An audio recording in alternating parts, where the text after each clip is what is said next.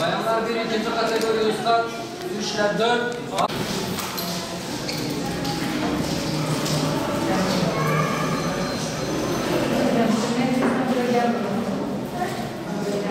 Yani şöyle bir şey, hayattaki hiçbir engel dinimizi öğrenmeye, peygamberimizi öğrenmeye, onun ahlakıyla ahlaklanmaya engel olamaz.